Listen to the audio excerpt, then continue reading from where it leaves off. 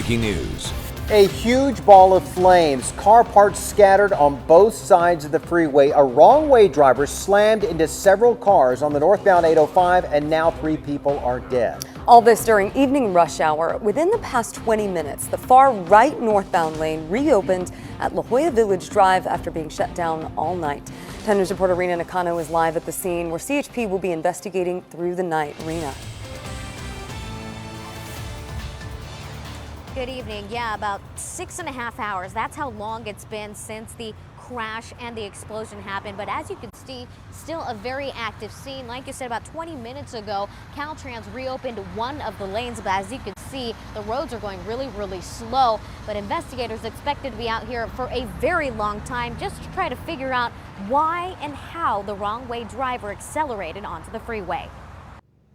Firefighters hosed down a car, unrecognizable from a fiery explosion on 805 North. He couldn't avoid it, not at that speed. Hector Puga was on his way to LA when the car in front of him combusted.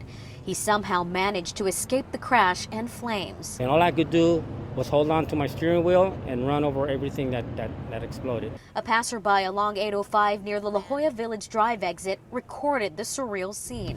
You can feel the heat. I hope there was no one in there. Unfortunately, there was.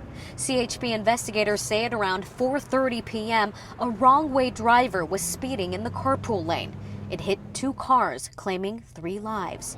2 bodies were pulled out of this car. We'll try to determine where this individual, if they got on the freeway the wrong way, where they got on. These sisters were finishing up a fun day of shopping at UTC when they hopped in their car.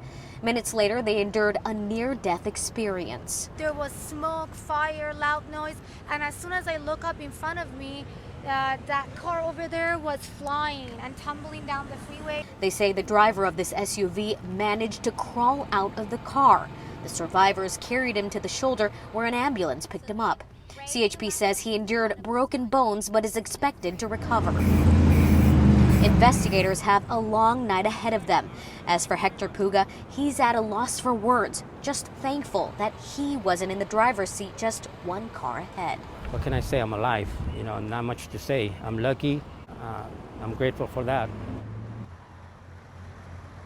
And back out here live, just take a look at the number of evidence markers still left on the scene, including the one for that big chunk of that car, which is the largest car that was combusted and exploded right here on the freeway. Just by looking at that in the scene behind me, we're assuming that CHP officers, Caltrans investigators, they're all going to be out here throughout the night and into the morning. Reporting live, I'm Rena Nakano, 10 News.